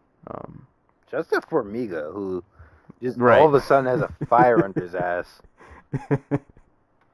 He's like, Aldo's not getting a title fight. Barrow's not getting a title fight. Dantas isn't getting a title fight. I'm going to give me a title fight. All right. Yeah, Formiga's out here. He's putting in work. He's finishing dudes. Like, right. And, like, this fight wasn't really close. No, like not at all. This is a very one-sided. Like, there's no room for, like, oh, well, what if, and this could have happened. Like, no, there was none of that. Like, Ben Nguyen, I thought, was a little. I felt like he was like too willing to engage in the clinch, and he ended up finding himself on the ground more often than not. So I'm gonna just assume, because Ben Nguyen is like. Let me just pull up his resume real quick, because I have a working theory on why this fit. Like why he looked really just not good here. Yeah, okay. So Alp Oskalic, Ryan Benoit, Gian Herrera, Tim Elliott. What do they all have in common? Tim. Oh no. Who'd you say before Tim Elliott? Gian Herrera. I was gonna say Scoggins, and that. Never mind. I forgot he didn't fight. Like stylistically, they're all really aggressive. Like they're all come forward strikers who will throw like big looping punches, and I don't think we realized. I didn't realize anyway before this fight that Ben Nguyen's never had to fight like coming forward, and that's where like all his troubles seem to start from. Like he would be the guy who had to initiate because Formiga is the most conservative dude at like 125. He will only throw strikes when necessary, or when he's safe. He is the ultimate neutralizer, and he forced Ben Nguyen to lead, and Ben Nguyen had no answers for. Like he had no idea how to do it. Like he would just kind of bounce around at range, and then he would try to close distance by like jumping in, and Formiga would tag him with like a hard right hand, and then he'd just go back to distance and bounce around until he gets tagged again or taken down and mounted. Shout out to Formiga. I feel like his striking has gotten like a lot better since like the first few times we've seen him. Not like he's like a world beater or anything like that, but He's way better than the guy who got destroyed by Joseph Benavidez and Jack Dawson. He countered really good in this fight. But yeah, like you said, the him getting Ben Wynn to the ground was kind of just like the story of the fight. And his countering of Wynn in that last round with the spinning back forearm right to Wynn's face was off a counter. Wynn was jumping in and got absolutely like blasted by it. So, be honest, he probably could have went for a TKO. I mean, probably, but dude is probably, if not number one, then number two back take dude in MMA right now. Like it's him and maybe like Maya or Jacare above him. And he's finally getting those rear naked chokes, so got cash in. Yeah, and that counter sequence was beautiful. Like, but went through I can't remember if it was a high. It was a high. I don't know if it was a right or a left kick. I think it was a right kick. Yeah, and like immediately, like before like Wynn's feet are even getting back to the ground, he's already got the spin in motion, and then like he blasted him like right on the ear, and dropped him, took his back. He didn't really have to work hard for the choke. Like Wynn probably still wasn't even fully aware of what was even going on, and he got put to sleep. And for Formiga, I can't even hate. I was rooting for Wynn, but Formiga went in there and he shut it down. So props to him. I feel like we mention this every time we bring up Formiga's name, that he's like consistently been in like the top 5, and he still hasn't fought DJ yet. Yeah, like there's a dude who was at one point the number 1 flyweight on the planet. Right. Like this was what, years ago. Around like when that division was first about to be like a part of the UFC. Like he was consensus number 1. And then he lost to Ian McCall. Yeah. But he's got a 2-fight streak going now. 2-fight streak, 2-fight finish streak, which is weird to say because that was the knock on him. Oh man, I'm looking at his record. Zach Makovsky and Scott Jorgensen retired, didn't he? Yes. What's Makovsky doing? I feel like he. Oh, Makovsky fought in ACB. Yeah, well, Makovsky's he's in Russia losing to dudes. Didn't even know he still fought. Who did he lose to? Was it Yoni Sharapatov? Yanni. Yep. So, but shout outs to Formiga, man. That was a really good performance, really pretty dominant performance. So yeah, shout outs to him. That was a really great win. All right, so here we get to the Fight Pass prelims, and this is where my memory will completely fail me. Ross Pearson got a decision win over Mizuto Hirota. So pretty much like a kickboxing match from what I remember. These were all really slow kickboxing matches. Like not slow. Like, they were all always within like two. This was always all 3 of these fights were fought at mid range. And spoilers, all the Japanese fighters lost. I mean, to Hirota's credit, I think he dropped Pearson in like the second round, I think. But Pearson ended up getting the W. Pretty good like defense, head movement. But yeah, this is kind of like just like a mid-range kickboxing fight. So shout out to Ross Pearson. He got that W. Next fight, Jose Alberto Quinones and Teruto Ishihara. I also don't remember this fight, but yeah, I'm pretty sure, like you said, pretty much like a kickboxing match. Jose got that unanimous decision. And I don't know, did you have any thoughts? Or this was one more. No. Like Ishihara looked better than he has up to this point, and I'm wondering if he dropped a bantamweight not because like he wanted a size advantage, but because he started to take training seriously. Like he like there were parts of his game like he was more patient. He went all 3 rounds. Like he didn't look tired after the first round. So that was another thing. And he had big moments of offense, but they were just like too few and far between. But other than that, like not really a whole lot to talk about. Like, I don't think Quinones is going to get like a top 15 fight unless it's against a guy who they think is going to just absolutely beat the crap out of him. Oh. Shouts to Quinones. He got that W.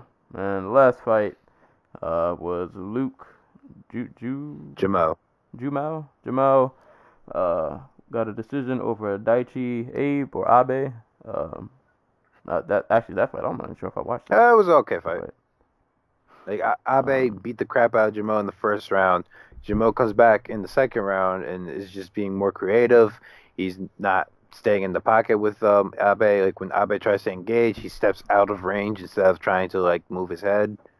That really threw off Abe's timing. Like Abe is like flat-footed as hell. Like I didn't realize this before this fight, but like no matter what no matter what you do when you're coming forward, he will plant his feet and throw.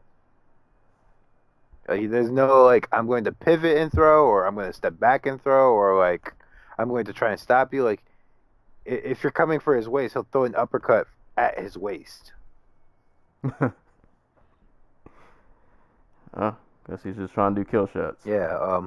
Like I think Abe has like I don't know what his ceiling is, but I think he's going to turn into a really good fighter if he can get like the proper coaching.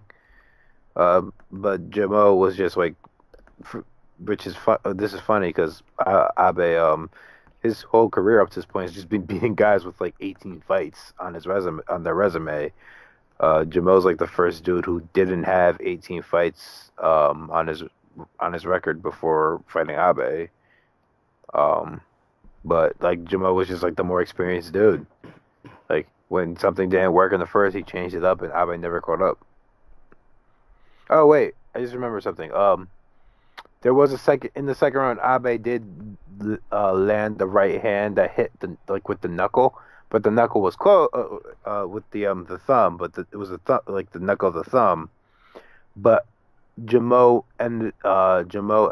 said it was like eye poke or he hit him with the thumb, so the ref stopped the fight and gave Jamo a couple minutes to get himself together.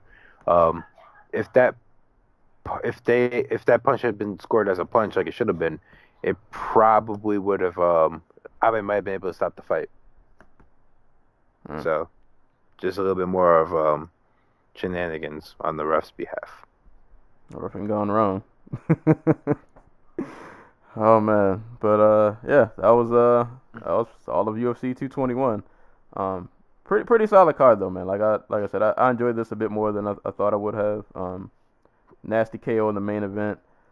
Plenty of entertaining scraps and violence going on. A couple of good finishes. Like I said, not the biggest card in terms of like names and star power, but importance. Yeah, but enough quality fights, and that I didn't feel like I wasted my time or anything like that. Like it was a good watch, and maybe it was just me. Even though I didn't go to sleep till like midnight, I felt like this card just kind of like went by kind of fast. Like at least like the main card, just kind of like flew by. Yeah. Like I didn't feel like the night like dragged out. So that was UFC 221, Romero versus Rockhold. Pretty solid card. So definitely go back and definitely watch the main event at least if you guys didn't catch that, and definitely watch the Israel Adesanya fight also. And yeah, so that was UFC 221. Next week, or when is the Maderos? It's next. It's next. It's next week. It's next Sunday. I'm looking at the card. So they have Cowboy and Maderos on the poster, right? And Cowboy has the American flag draped over his shirt, or draped over his the shoulder. Right. Why? Maderos is American.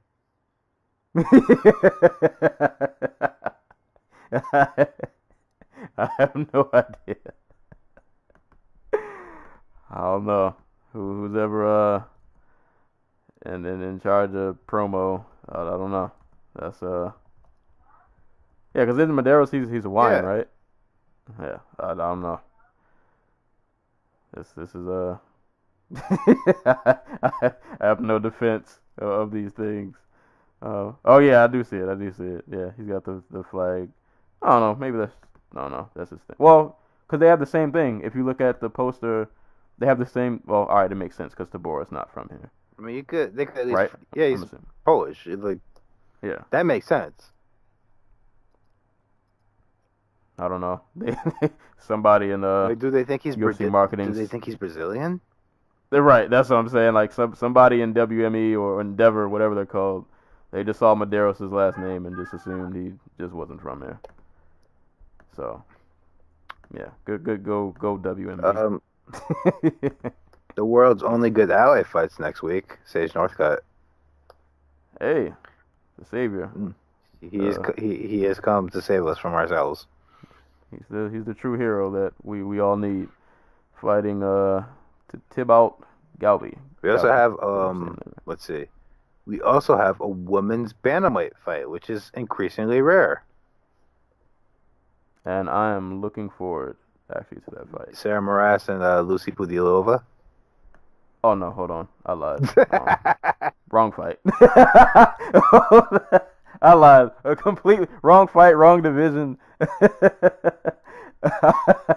I'm looking forward to the Jessica Aguilar, Livia Renata. I want to see how Renata's.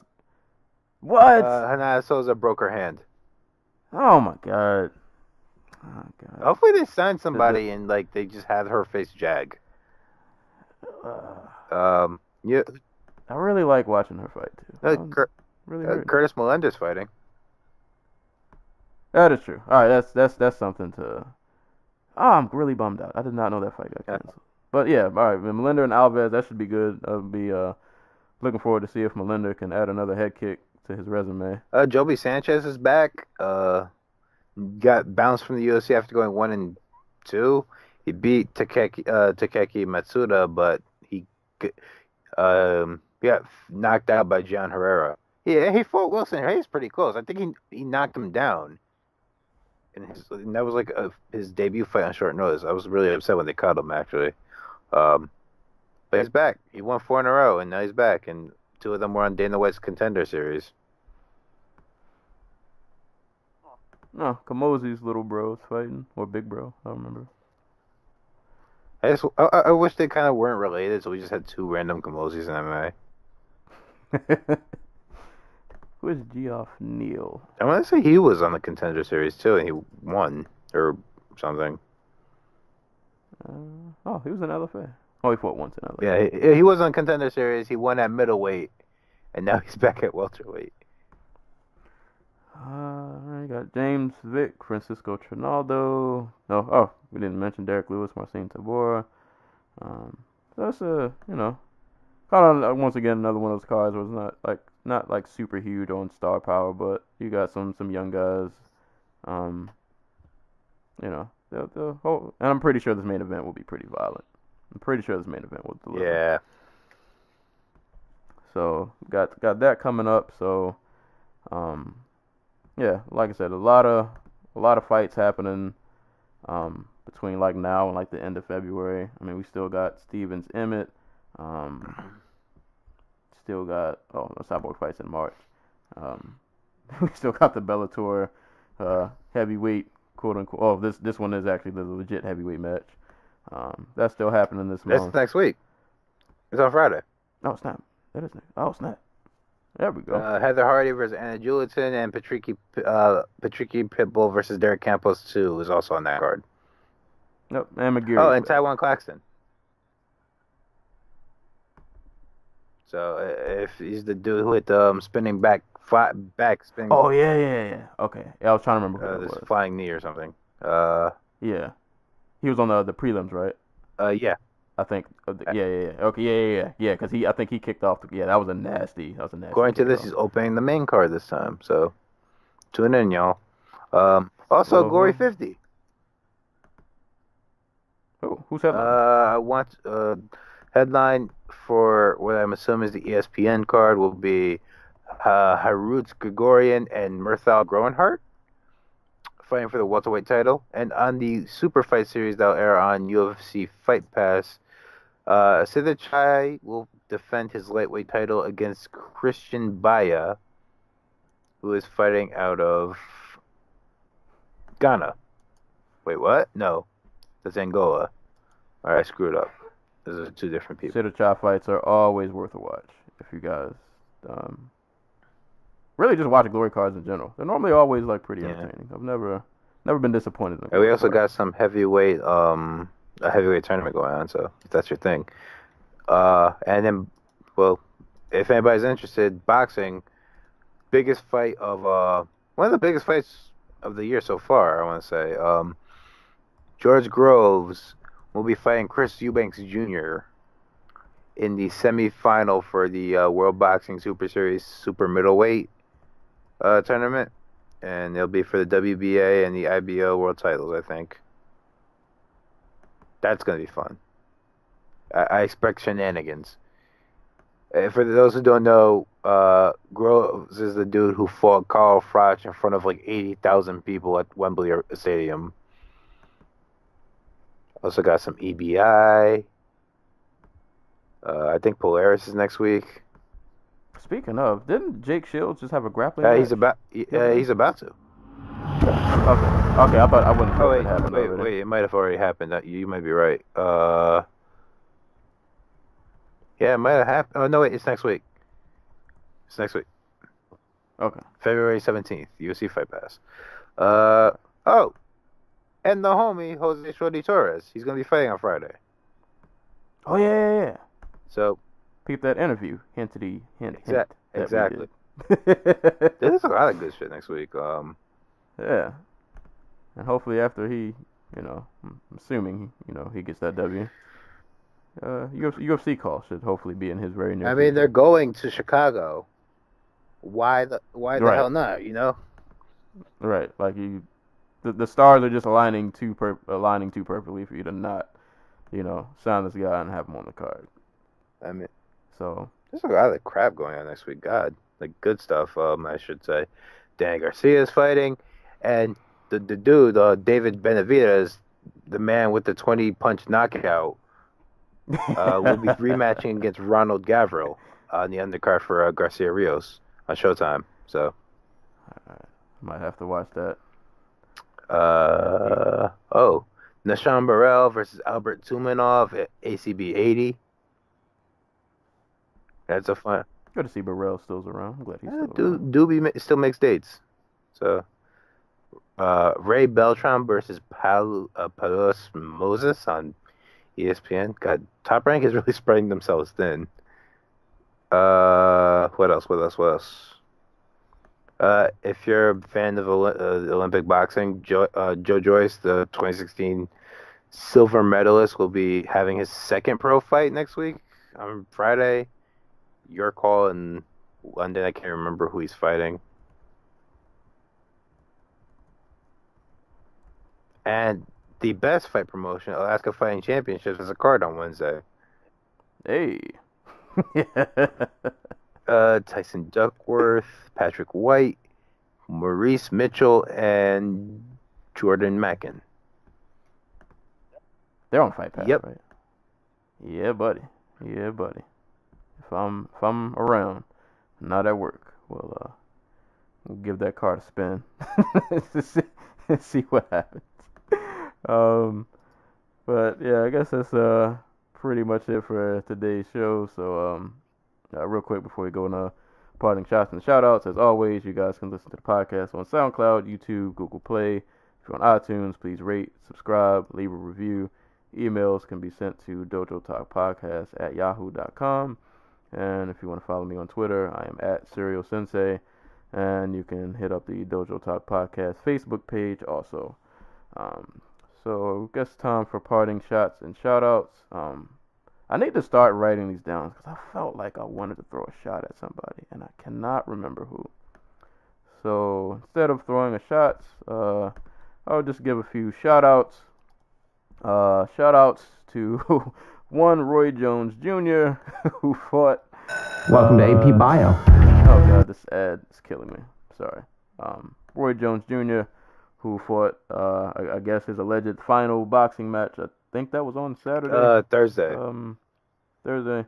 Who's the gentleman he fought? He fought Sigmund Midway. I guess he won by unanimous decision, and allegedly after the fight he called out Anderson Silva. So I guess I don't know, is this his last fight or if they still gonna try to make that fight happen?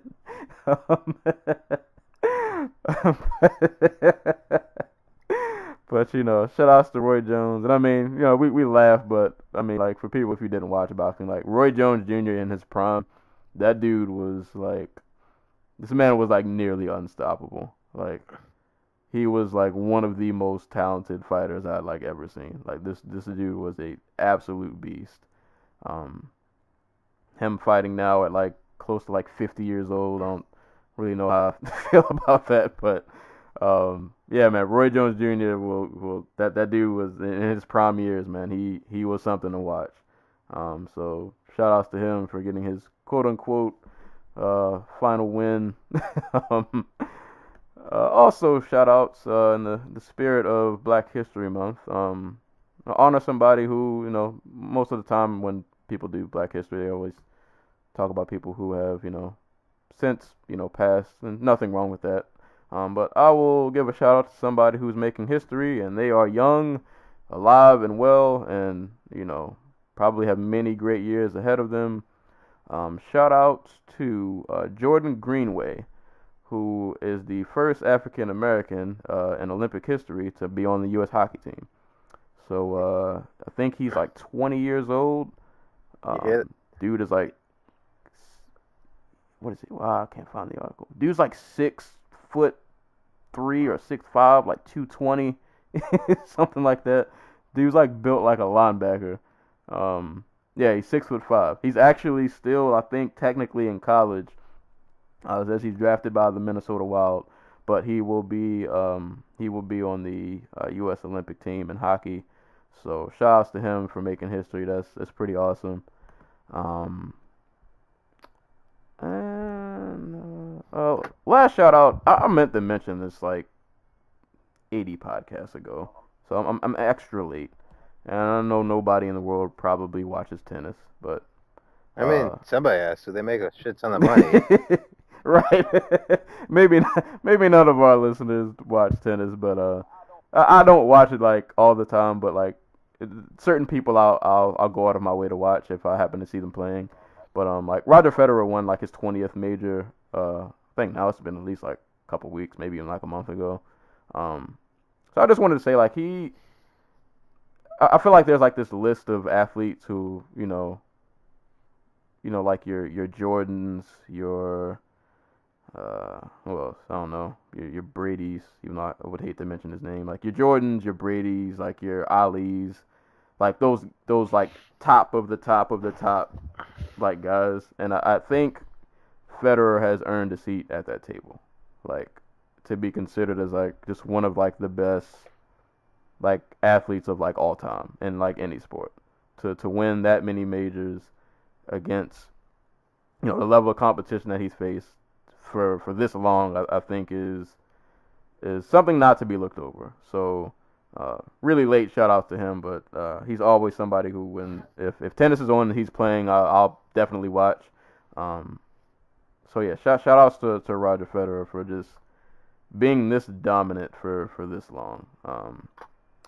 And I mean, shout out to and last shout out, it's Black Panther week. I already got tickets to go see this movie twice.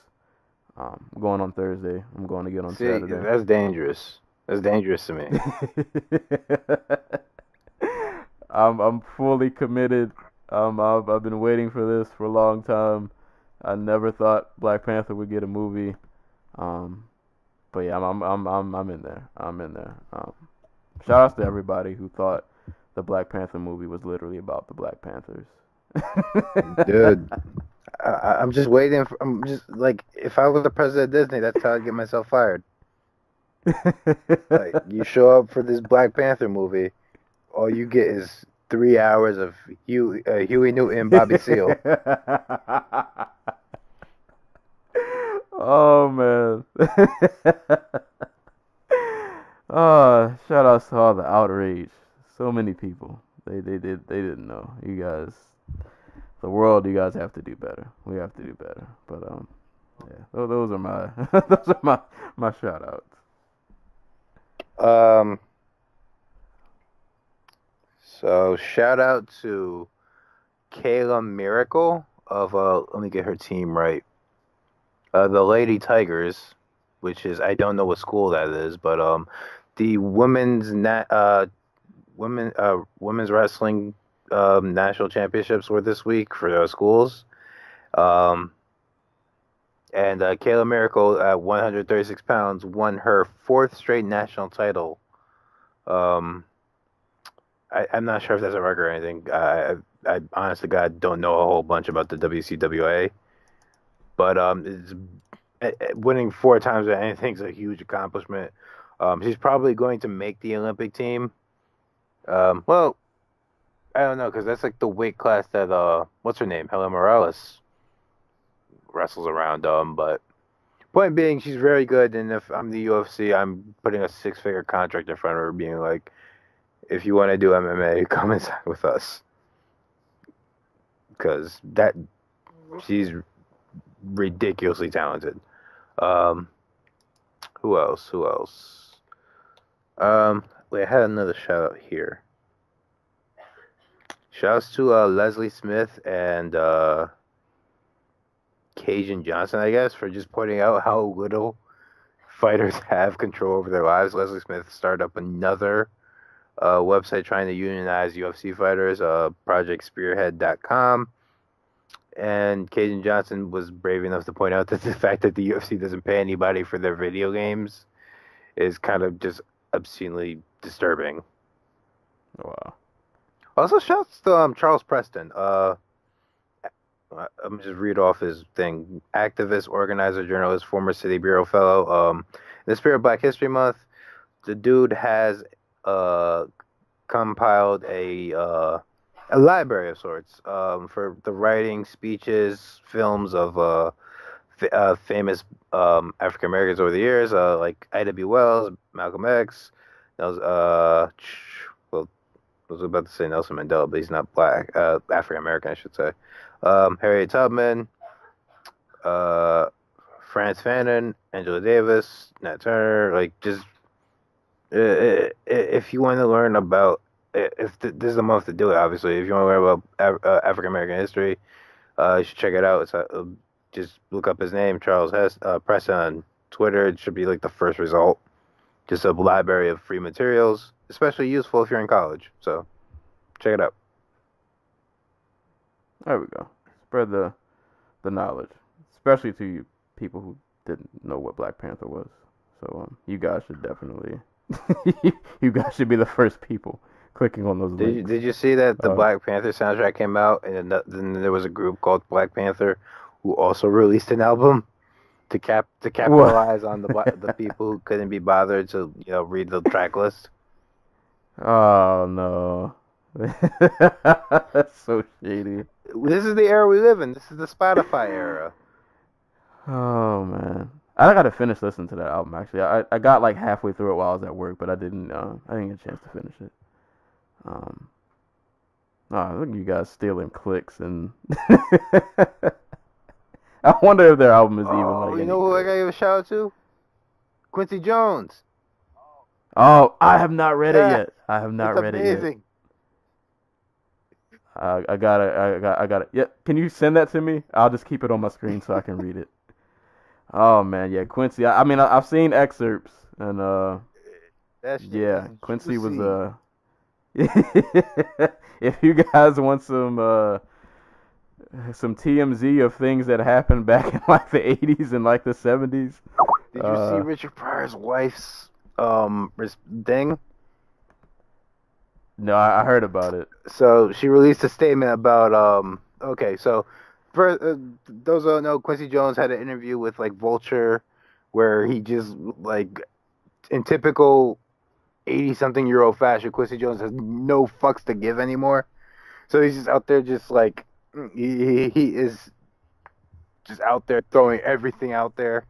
He was talking about how he used to party with Marlon Brando, and how Marlon Brando fucked Richard Pryor and Marvin Gaye, and like, God, I can't remember who else he was. It was Richard Pryor, Marvin Gaye, and James Baldwin, which that last one isn't really a surprise, but yeah, and then Richard Pryor's wife gave a what was it, like the greatest freaking confirmation on it. Like she basically confirmed it was true. And wait, okay, so she gave her a little statement about it, and it was the 70s. Drugs were still good, especially what was this Quaaludes. If you did enough cocaine, you'd sleep with a radiator at 4 hours in the morning. Yeah, that's pretty much a roundabout way of saying he definitely. No, she confirmed. Like she was just saying, yes, straight up, that happened. Oh God. Then what he had to say about the Beatles. Oh man, he said the Beatles were the worst musicians ever. Oh And how man. they what was the song that he couldn't get right? A Fix A song. Load YouTube. Love is many splendored thing. Sentimental journey. Ringo Starr. Ringo Starr, or was it Ringo Starr? Or was it Oh,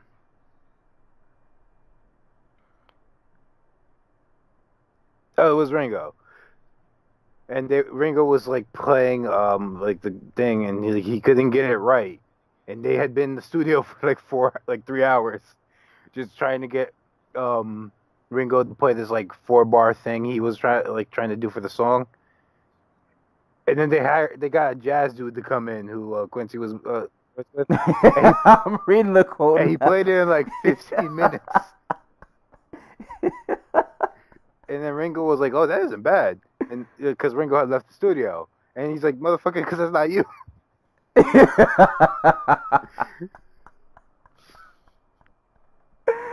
Oh man, yeah, I definitely I gotta read this. Yeah, Quincy is dropping some. He's dropping all kinds of gems in this interview. Oh man, what a time for this to come out in Black History Month. Oh man, but yeah, man, shout outs to Quincy Jones. But that's pretty much it for today's episode. This has been another edition of the Dojo Talk podcast. As always, anytime people are being punched and or kicked in the face, we will be there to talk about it. And hopefully we catch you guys soon. Peace.